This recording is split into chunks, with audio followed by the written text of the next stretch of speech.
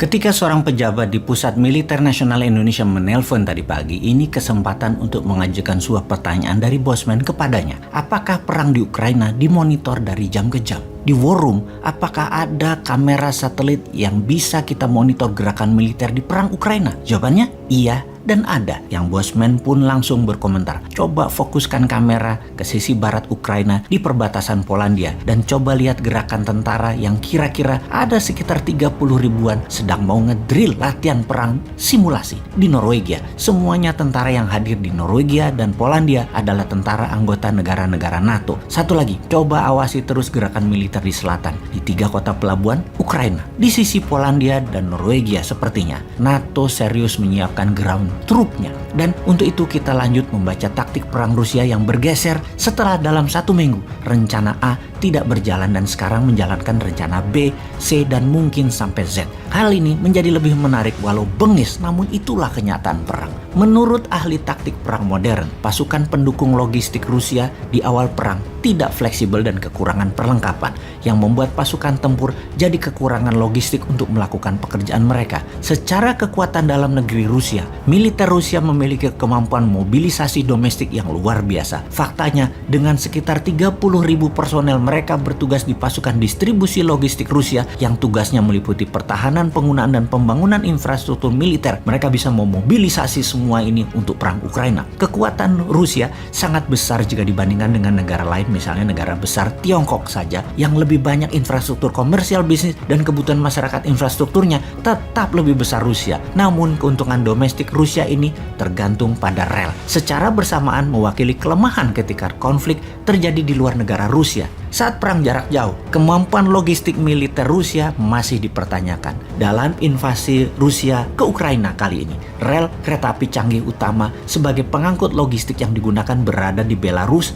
dan di Rusia. Jadi, untuk pasukan lebih lanjut ke Ukraina harus menggunakan truk. Ternyata Rusia tidak cukup truk. Disinilah bottleneck pertama dari logistik Rusia. Dari kereta api yang datang, banyak pindah ke truk. Kendaraannya kurang. Kita lanjut perubahan strategi yang jitu oleh Rusia kemudian. Inilah dinamisnya perang. Pada angkatan bersenjata Rusia, unit organisasi terbesar dari pasukan darat mereka biasanya didukung oleh 1 brigade dukungan material teknis pada dasarnya. Pasukan pendukung logistik mereka, masing-masing brigade ini terdiri dari 1.000 personil yang mengoperasikan 408 kendaraan pengangkut yang mampu mengangkut 1.870 ton kargo. Ini ternyata agak belum memadai pada saat awal peperangan Ukraina. Menurut pensiunan Letnan Kolonel Alek Versinin, pakar permodelan dan simulasi konflik militer pasukan Rusia, di bawah konfigurasi mereka saat ini, tentara darat Rusia sama sekali tidak mampu mendukung pertempuran lebih dari 90 mil atau 145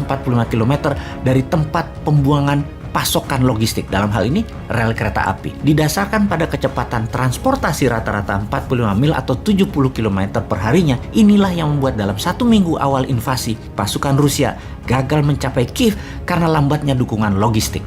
Selagi memperbaiki sistem logistik, Rusia merubah taktiknya sekarang dengan memperbanyak tembakan menggunakan artileri roket. Ini bukan roket menembak RPG tentunya yang digendong di pundak. Ini peluncur roket besar di atas truk atau di atas tank yang memerlukan pasukan pendukung logistik juga. Selain makanan, amunisi, dan bahan bakar, karena setiap roket memerlukan truk khusus untuk diangkut ke peluncur. Ini yang difokuskan oleh Rusia sekarang. Rusia kemudian menambah strateginya, yaitu bumi hangus ala Aleppo, Suriah. Strategi bumi hangus, serangan bertubi-tubi ke kota strategis agar menimbulkan efek trauma dan Zelensky menyerah, agaknya mulai menunjukkan efek positif bagi Rusia. Salah satunya mengakibatkan eksodus besar-besaran ke arah barat warga Ukraina. Masih sekitar fakta lapangan menunjukkan bahwa ketika pasukan Rusia menyerang, seharusnya pasukan Rusia dapat beroperasi secara mandiri tanpa dukungan logistik selama sekitar 3 atau 5 hari. Namun faktanya sekarang ternyata tidak lebih dari 2 hari sudah berantakan dan ditarik ke garis pertahanan. Di sisi Ukraina, pasokan pangan didapat dengan bantuan masyarakat dan bunker pangan yang sudah disiapkan jauh-jauh hari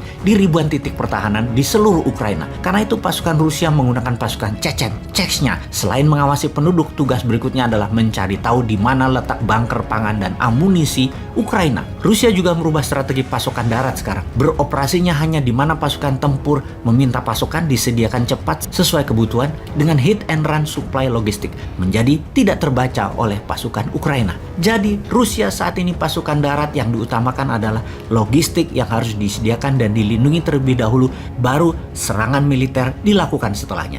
Untuk itu Ukraina juga tahu satu-satunya faktor yang dapat mengatasi masalah logistik ini adalah waktu. Makanya Ukraina bertahan total selama mungkin agar Rusia kehabisan cadangan pangan, amunisi, dan logistiknya. Karena kalau Rusia tidak merubah strategi logistiknya, militer Rusia diduga tidak memiliki kemampuan untuk perang lebih panjang dari 2 bulan. Sungguh, apa yang telah dilakukan pada hari-hari awal invasi Rusia ke Ukraina menentukan titik lemah kekuatan militer Rusia, atau mungkin menunjukkan bahwa titik lemah militer Soviet masih ada di tentara Rusia. Yang jelas di lapangan setiap saat bergeser, dianalisa, tidak ada rumus pasti. Rusia sangat dinamis melakukan perubahan. Dari kacamata pengamat militer pro Barat dan media Barat yang mempromosikan NATO dan Amerika menyatakan kemampuan logistik NATO dan sekutu bisa dibilang merupakan salah satu keunggulan strategis utama dari militer Barat, terutama Amerika, yang jaringan global pangkalan militer serta kemampuan pengangkut laut dan udaranya besar untuk bisa menyiapkan logistik dimanapun di bumi ini. Dan ini kita tunggu buktinya. Kalau NATO benar memiliki kemampuan itu, mengapa sampai saat ini belum berani bergerak juga? Rusia tahu, sangat tahu, NATO tidak mampu. Bukan seperti yang analis katakan tersebut. Apa yang Rusia lakukan sekarang? Strategi Rusia bertambah lagi sekarang adalah dengan menyetop jalur laut di Laut Hitam, memutus kota pelabuhan Mariupol dan sebentar lagi kota pelabuhan Odessa, agar Kiev lapar dan menyerah. Kemudian Rusia memecah pasukan kecil-kecil mencari logistik pasukan Ukraina, yang ternyata strategi ini mulai menunjukkan hasil. Ketika posisi diketahui, roket meluncur ke titik-titik yang menjadi lokasi penyimpanan dan diledakkan. Intinya, pasukan Rusia sudah semakin mendekati Kiev. Sudah 3,4 juta warga Ukraina mengungsi ke luar negeri, yang terbanyak di Polandia yang sudah menampung 2 juta pengungsi lebih. Dalam perjalanan mereka yang bergerak pindah, sudah lebih 8 juta warga yang dalam 3 minggu ke depan bisa 7 juta warga Ukraina ke luar negara mereka bermigrasi. Negara sekitar sudah mulai gerah. Ada 10.000 pasukan NATO di sekitaran perbatasan dengan wilayah pengungsian dan terus bertambah. Ditambah banyak negara dunia yang saat ini terkesan melawan hegemoni. Salah satunya India. India membeli minyak Rusia sekarang. Kalau Indonesia, bagaimana sih strateginya?